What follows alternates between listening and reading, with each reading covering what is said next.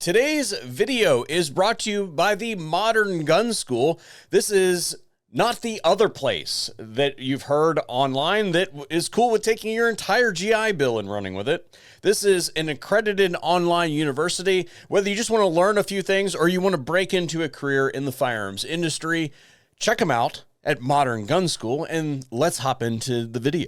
Hi everyone, welcome back to the channel. Thank you for tuning in. You're watching the VSO Gun Channel, and today I wanted to do a video about the proposed ATF DEA merger.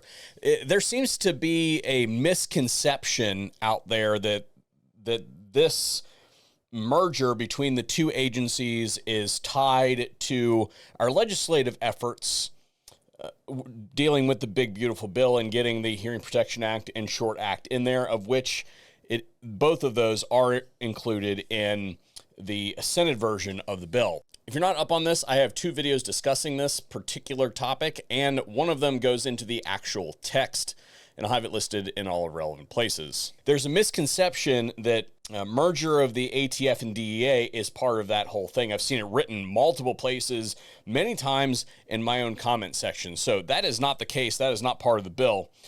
And in fact, it doesn't have to be part of the bill for that to happen. Remember that those are two executive agencies, and technically they both fall under the Department of Justice. The Department of Justice can unilaterally do that by themselves. They don't need really the consent of Congress to do that. I mean, insofar as Congress ultimately has to make a decision whether to fund it under that organizational structure or not. So, I mean, the Department of Justice can say these are now the DEA, right? Both agencies are now the DEA, and that's what they do. And I'm assuming that Congress is going to fund the DEA. They could take a stand and say, hey, while the DEA is performing these functions, we refuse to fund the agency. That could be a snafu, but insofar as just like reorganizing the two agencies into one, Congress doesn't really have a whole lot of input until they get to the appropriation side of things. The merger of the ATF and the DEA is a horrible idea. I've done multiple videos on this. It will simply create the super ATF, and that is something that should never come to pass. And this administration's fixation with strengthening law enforcement, I understand what they're trying to accomplish, but I think that they've got a serious blind spot when it comes to this, because it is clear that this is a political entity that has been used to abuse American citizens since its foundation. It was originally conceived as a tax collection agency out of the IRS, and then it was reorganized under the Department of Justice. And it has been trying to punch above its weight ever since, and has been getting Americans killed ever since. Need I go through Ruby Ridge and Waco and all of them yet again? I don't think that we need to do that here today. But this is an organization that has been used by political activists to abuse American citizens and stifle their ability to exercise their freedoms.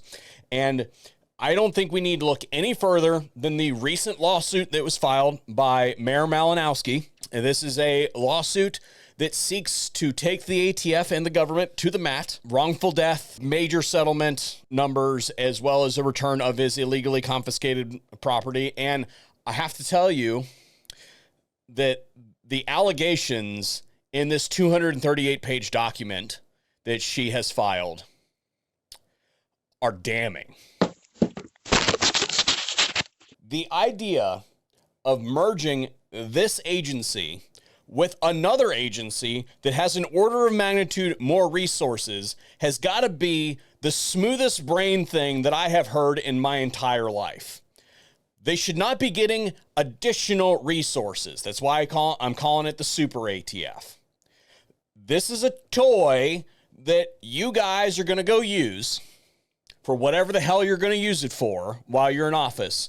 And then after you leave, that super ATF, with all of the new budget and all of the new resources and all of the new toys and all the new personnel, are going to be used to persecute people like me and people like Bryan, who was murdered in his house in front of his wife in the dead of night by a bunch of officers that wore no markings.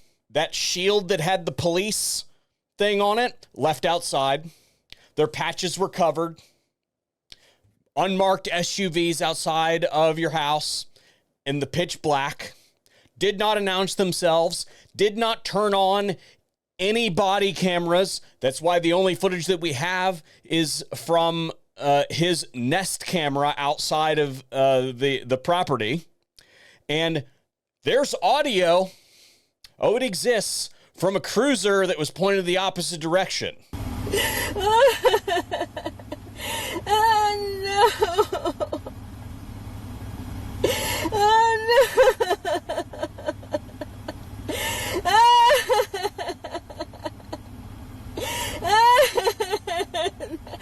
This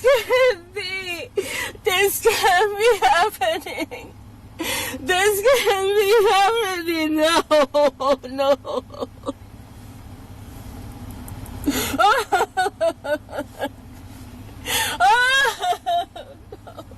Oh, no. What am I gonna do? What am I gonna do?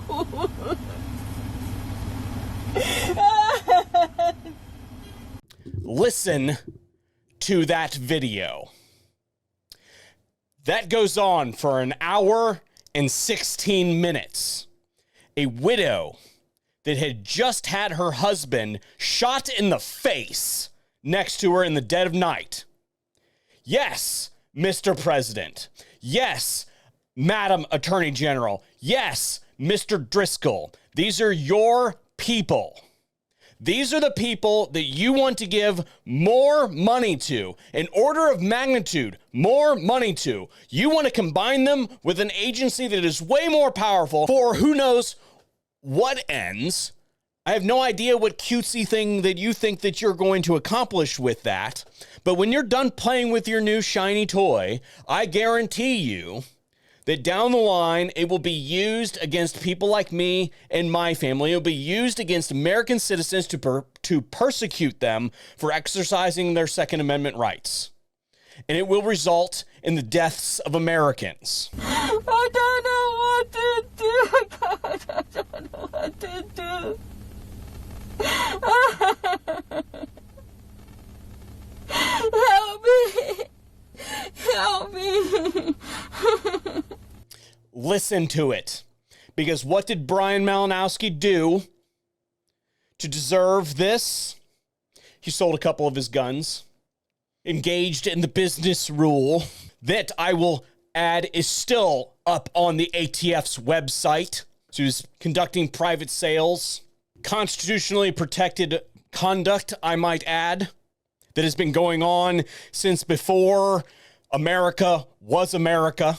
They investigated him, and they were executing a search warrant. They had 2 search warrants, one for his home, one for his vehicle. They surveilled him for months. They knew that he was working as an airport executive, that he would be unarmed from 9 to 5. He did not have to be present when they executed their search warrant. They did not have to have anybody home at the time that they executed the search warrant. Not an arrest warrant, a search warrant. But instead, they decided to go with first thing in the morning, dead of night type thing, a dynamic entry, unmarked, unrecorded, any of that sort of stuff, and a man is dead.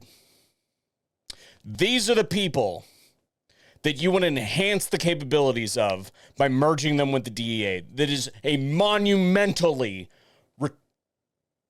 stupid idea. So I am throwing my hat in the ring yet again to say, do not do this thing. I don't understand how they can be this blind on something like this. The only saving grace here is that hopefully we will pass the big, beautiful bill, and it will have the suppressors and the short-barreled rifle stuff in it, so the ATF or the DEA ATF, the super ATF, will have half as many tools to perpetrate constitutional infringements against the American people with.